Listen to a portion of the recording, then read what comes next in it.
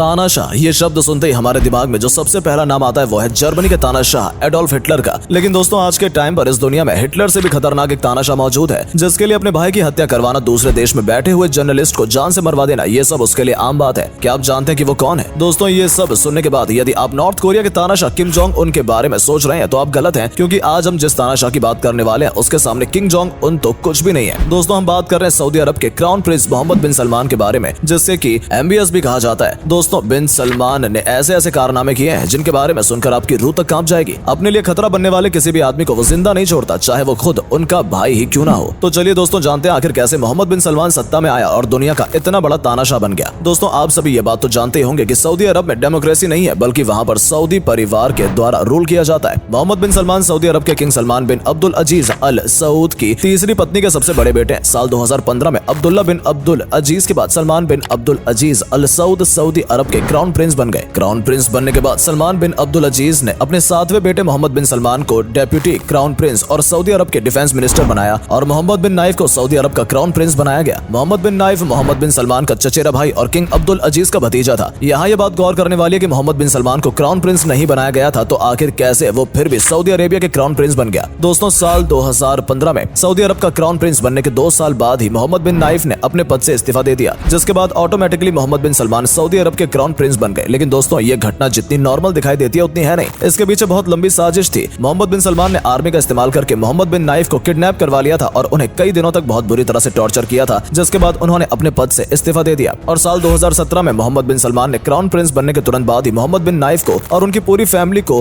राजद्रोह और उनके खिलाफ षड्यंत्र रचने के इल्जाम में जेल में डलवा दिया। लेकिन दोस्तों ये तो केवल ट्रेलर था। मोहम्मद बिन सलमान ने ऐसे ऐसे काम किए जिसके सामने ये तो कुछ भी नहीं था। साल 2015 में जैसे ही मोहम्मद बिन सलमान को सऊदी अरब का डिफेंस मिनिस्टर बनाया गया, उन्होंने यमन के खिलाफ युद्ध छेड़ दिया और इस युद्ध में अमेरिका भी उनके साथ था। इस युद्ध में MBS का पर्पस ईरान को सपोर्ट करने वाले विरोधियों को खत्म करना था। सत्ता के नशे में चूर MBS ने यमन में 20,000 से भी ज्यादा हवाई हमले करवाए। इसके कारण लाखों लोगों की जान गई और कई हजार लोग बेघर हो गए। दोस्तों डिफेंस मिनिस्टर रहते हुए भी MBS की तानाशाही का आलम इस कदर था कि जिस किसी रिपोर्टर ने भी इस बारे में खबर उठाई उसकी या तो किसी अनकॉन्फिशियल तरीके से हत्या कर दी गई या फिर उसे राजद्रोह के इल्जाम में जेल में डाल दिया गया। और आखिरी में MBS ने इस नरसंहार को एक फेल मिलिट्री ऑपरेशन बताकर पल्ला झाड़ लिया। जमाल खशोगी की हत्या। दोस्तों जमाल खशोगी वॉशिंगटन पोस्ट के एक फेमस जर्नलिस्ट थे और ये वही बहादुर जर्नलिस्ट था जिसने पहली बार MBS का काला सच दुनिया के सामने रखने की हिम्मत की थी। जमाल खशोगी ने काफी रिसर्च और रिपोर्ट्स के जरिए MBS का काला सच दुनिया के सामने लाया और ये बात बताई कि कैसे MBS ने क्राउन प्रिंस बनते ही सऊदी अरब में मौत की सजा मिलने वालों की संख्या प्रतिदिन बढ़ती जा रही है। जमाल खशोगी समझ गया था कि इस रिपोर्ट के बाद सऊदी अरब में उनका जिंदा रहना नामुमकिन हो जाएगा, इसलिए उन्होंने देश छोड़ने का इरादा किया। लेकिन दोस्तों MBS की तानाशाही आप इस बात से समझ सकते हैं कि उन्होंने दूसरे देश में रहते हुए भी जमाल खशोगी की क्रूरता से हत्या करवा दी। जमाल खशोगी की हत्या करवाकर मोहम्मद बिन सलमान अपने खिलाफ बोलने वाले उन सारे लोगों को ये मैसेज देना चाहते थे कि आप दुनिया के किसी भी कोने में हो, MBS के लिए आपको मारना कोई बड़ी बात नहीं। जमाल खशोगी की हत्या का इल्जाम मोहम्मद बिन सलमान पर लगाया गया और एक अमेरिकन कोर्ट पर उन पर कुछ ट्रायल भी हुए, लेकिन कुछ सुनवाई के बाद जज ने उन्हें निर्दोष करार दे दिया। MBS का निर्दोष करार देने वाले जज ने बाद में खुद इस बात को कबूल किया कि उन्होंने अपना ये फैसला दबाव में दिया था, यानी कि MBS ने यहाँ पर भी अपनी तानाशाही जारी रखी। Lebanon PM kidnapping. दोस्तों क्या किसी देश के प्रधानमंत्री को किडनैप करना मामूली बात है? आप सभी का आंसर होगा कि नहीं, है ना? लेकिन ये करना बिन सलमान के लिए बिल्कुल भी मामूली बात है और वो ऐसा कर भी चुका है और तो और उनसे जबरदस्ती इस्तीफा भी दिलवा चुका है। दोस्तों दरअसल साल 2017 में लेबनान के प्रधानमंत्री सादा हरारी सऊदी अरब के दौरे पर गए। सऊदी अरब के किंग अब्दुल अजीज और क्राउन प्रिंस मोहम्मद बिन सलमान ने उन्हें मीटिंग के लिए बुलाया और पता नहीं इस मीटिंग में क्या हुआ कि इस मीटिंग के अगले दिन लेबनानी प्रधानमंत्री ने सऊदी अरब के एक सरकारी चैनल पर अपने इस्तीफे का ऐलान कर दिया, जबकि उनका दौरा खत्म हो जाने के बाद भी वो अपने देश नहीं लौटे। दरअसल लेबनान के PM को सऊदी अरब की आर्मी ने बंदी बना लिया था और उनके मोबाइल फोन को भी जब्त कर लिया था। सादा हरारी के इस्तीफे के बाद लेबनान में भारी प्रदर्शन हुए और उन्होंने अपने प्रधानमंत्री को वापस करने की मांग की। लेकिन दोस्तों ग्लोबल न्यूज बन जाने के बाद भी मोहम्मद बिन सलमान को इस बात से जरा सा भी फर्क नहीं पड़ा। आखिर में फ्रांस के राष्ट्रपति